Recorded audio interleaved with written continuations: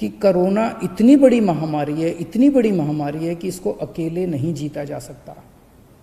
अगर दिल्ली सरकार ये सोचती कि इसको हम अकेले जीत लेंगे तो हम फेल हो जाते हैं। आज मैं सभी पार्टियों का, बीजेपी का, कांग्रेस का, सबका शुक्रिया अदा करना चाहता हूँ।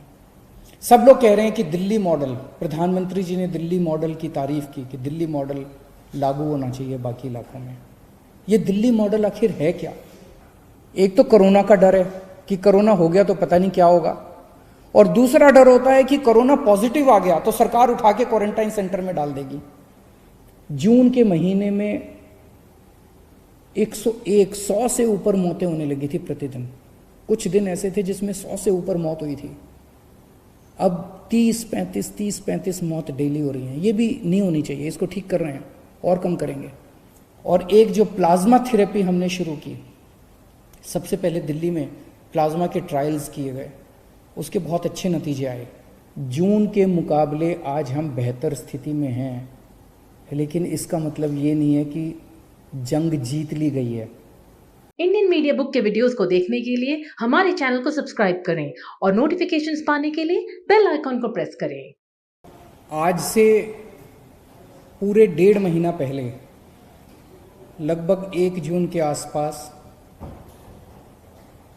हम लोगों ने अनुमान लगाया था, जब लॉकडाउन ख़त्म हुआ, दिल्ली में तेज़ी से कोरोना के केसेस बढ़ रहे थे, तो केंद्र सरकार ने एक फॉर्मूला बनाया हुआ है ये अनुमान लगाने के लिए कि आज जिस गति से केसेस बढ़ रहे हैं या कम हो रहे हैं, उसके हिसाब से अगले महीने कितने केस हो जाएंगे, फिर अगले महीने कितने केस हो जाएंगे, ताकि उसकी तैयारी की जा सके।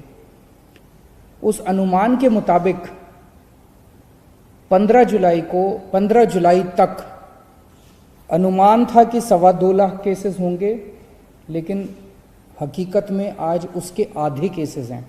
1,15,000 केसेस आज हुए हैं। अनुमान था कि 1,34,000 केस एक्टिव होंगे, लेकिन आज केवल 18,600 केस एक्टिव हैं। और अनुमान था कि 34,000 अस्पतालों में बेड्स की ज़रूरत पड़ेगी, आज केवल 4,000 बेड्स की दिल्ली के अंदर ज़रूरत पड़ रही है। हमने 15,500 बेड्स का इंतज़ाम कर लिया है, लेकिन आज उनमें केवल 4,000 बेड भरे हुए हैं, बाकी सारे बेड खाली हैं। तो स्थिति काफ़ी नियंत्रण में नज़र आ रही है आज, लेकिन मैं बार बार ये कहता हूँ कि हमें कॉम्प्लेसेंट नहीं होना, हमें इसके बारे में ये नहीं होना कि अब सब ठीक हो गया। कभी भी कोरोना बढ़ सकता है, उसकी तैयारी हमें जारी रखनी है। इस दौरान हमने पिछले 1.5 महीने में 3 सिद्धांतों के ऊपर काम किया है। पहला सिद्धांत कि कोरोना इतनी बड़ी महामारी है कि इसको अकेले नहीं जीता जा सकता।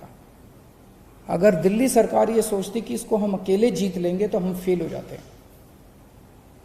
इसलिए हमने सबका साथ मांगा।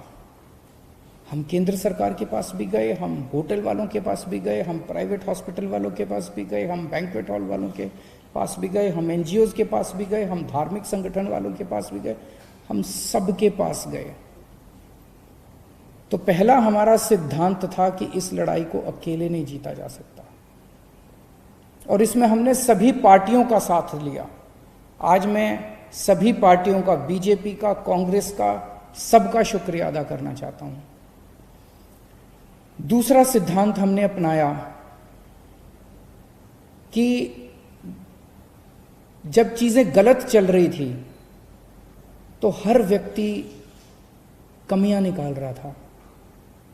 हमने उस पर नाराजगी जाहिर नहीं की, हमने उस पर गुस्सा नहीं किया।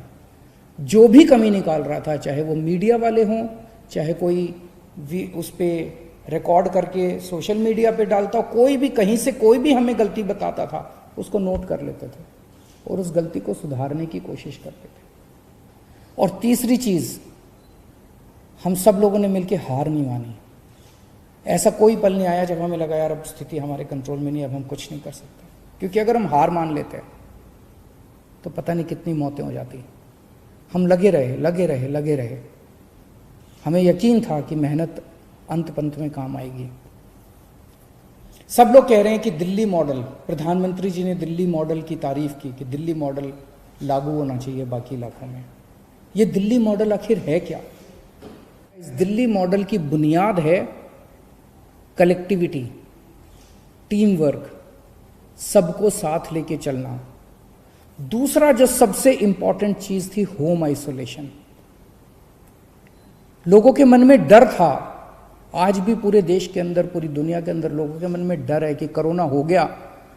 एक तो कोरोना का डर है कि कोरोना हो गया तो पता नहीं क्या होगा, और दूसरा डर होता है कि कोरोना पॉजिटिव आ गया तो सरकार उठा के क्वारंटाइन सेंटर में डाल देगी, सरकार उठा के हमें किसी और सेंटर में, आइसोलेशन सेंटर में कहीं डाल देगी, अस्पताल में डाल देगी। लोगों के मन में ये डर था, क्वारंटाइन सेंटर का डर था, आइसोलेशन सेंटर के डर थे। जब हमने होम आइसोलेशन शुरू किया, और होम आइसोलेशन का एक्सपीरियंस हम लोगों ने बहुत कंफर्टेबल कर दिया। इस होम आइसोलेशन का फायदा ये हुआ कि पहले लोग अपना टेस्टिंग कराने से डरते थे। उनको ये लगता था टेस्ट हुआ और पॉजिटिव आ गया तो मेरे को उठा के क्वारंटाइन सेंटर में डाल देंगे। आज भी मैं जानता हूं कि कई राज्यों के अंदर इसी वजह से टेस्टिंग नहीं करा रहे, क्योंकि वहां होम आइसोलेशन नहीं है। वहां पे जो पॉजिटिव आता है, चाहे माइल्ड हो चाहे एसिम्टोमेटिक हो, उसको उठा के क्वारंटाइन सेंटर में डाल दिया जाता है। तो कोई टेस्ट नहीं कराना चाहता, कोई जब तक अस्पताल जाने की मजबूरी ना, इतना सीरियस ना हो जाए, तब तक कोई टेस्ट नहीं कराना चाहता। और जब वो टेस्ट नहीं कराता तो वो समाज में घूमता रहता है और 10 और लोगों को कोरोना कर देता है। तो हमने होम आइसोलेशन किया, लोगों का डर खत्म हुआ, इस वजह से लोगों ने खूब टेस्टिंग करवानी चालू कर दी। अब हम टेस्टिंग कर रहे हैं बहुत एग्रेसिव लेवल पे। पहले 5,000 टेस्ट हो रहे थे, अब 20-22 हज़ार टेस्ट डेली हो रहे हैं, 22,000 23,000 टेस्ट डेली हो रहे हैं। दिल्ली में मौत के आंकड़े काफी कम हो गए हैं। जून के महीने में 100 से ऊपर मौतें होने लगी थी प्रतिदिन। कुछ दिन ऐसे थे जिसमें 100 से ऊपर मौत हुई थी। अब 30-35 मौत डेली हो रही हैं। ये भी नहीं होनी चाहिए, इसको ठीक कर रहे हैं और कम करेंगे। लेकिन मौत को कम करने के लिए हमने एक अभियान, पूरा उसका प्लानिंग की, और उस प्लान के कंपोनेंट थे। हमने देखा कि मौत क्यों हो रही है, तो देखा सबसे पहले टेस्टिंग है। कई लोगों का टेस्ट टाइम पे नहीं हो पाता, और जब तक टेस्ट होता है तब तक उसकी मौत हो जाती है। तो हमने टेस्टिंग अब इतनी बढ़ा दी है कि लोगों को टेस्टिंग करने में कोई दिक्कत नहीं आ रही है, तुरंत टेस्ट करवा रहे हैं लोग। दूसरा हमने देखा, एम्बुलेंस की दिक्कत हो रही थी। शुरू में लोगों को एम्बुलेंस नहीं मिल पा रही थी, एम्बुलेंस की कमी थी। आज हमने इतनी एम्बुलेंस का इंतजाम कर लिया है कि किसी को भी अब रिजेक्ट नहीं किया जाता, मना नहीं किया जाता। 100% लोगों को, एक व्यक्ति जो फोन करता है उसको एम्बुलेंस पहुंचती है।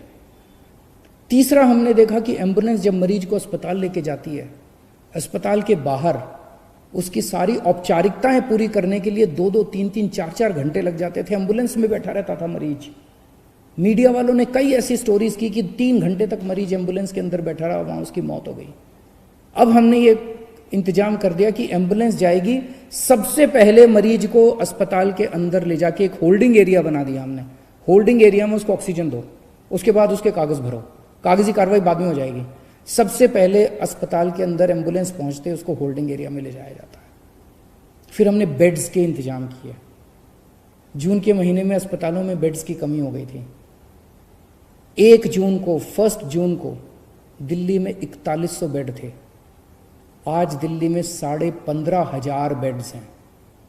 4 गुना बेड्स का इंतजाम कर दिया 1 महीने के अंदर। 1 जून को दिल्ली में केवल मात्र 300 आईसीयू थे। आज दिल्ली में 2100 आईसीयू बेड्स हैं, और 2100 में से केवल 1000 भरे हुए हैं, 1100 आईसीयू बेड्स खाली पड़े हुए हैं। तो बहुत मैसिव लेवल पे हमने बेड्स का और आईसीयू बेड्स का एक्सपेंशन किया, जिसकी वजह से आज लोगों को ये भरोसा है कि अगर अस्पताल जाना पड़ा तो बेड्स की कमी नहीं है, आईसीयू की कमी नहीं है। और एक जो प्लाज्मा थेरेपी हमने शुरू की, सबसे पहले दिल्ली में प्लाज्मा के ट्रायल्स किए गए, उसके बहुत अच्छे नतीजे आए। उसके बाद अब हमने प्लाज्मा बैंक शुरू किया है, और जिसको प्लाज्मा चाहिए उसको वहाँ से प्लाज्मा मिलता है। अंत में केवल इतना कहना चाहूँगा, जून के मुकाबले आज हम बेहतर स्थिति में हैं, लेकिन इसका मतलब ये नहीं है कि जंग जीत ली गई है। अभी रास्ता बहुत लंबा बाकी है। कभी भी कोरोना फिर से बढ़ सकता है। हमें बिल्कुल भी कॉम्प्लेसेंट नहीं होना, हमें बिल्कुल भी हाथ पे हाथ रख के नहीं बैठना, अपनी तैयारियां पूरी रखनी है, हमेशा मास्क पहन के घूमना है, सोशल डिस्टेंसिंग फॉलो करनी है, अपने हाथ धोते रहना है, अपनी सेफ्टी अपने हाथ में है। आज हम बेहतर स्थिति में, ये बेहतर स्थिति बनी रहे, स्थिति ना बिगड़े, ऐसे मैं प्रभु से कामना करता हूँ। बहुत बहुत शुक्रिया। Please subscribe to our channel to watch the Indian Media Book videos and press the bell icon for notifications.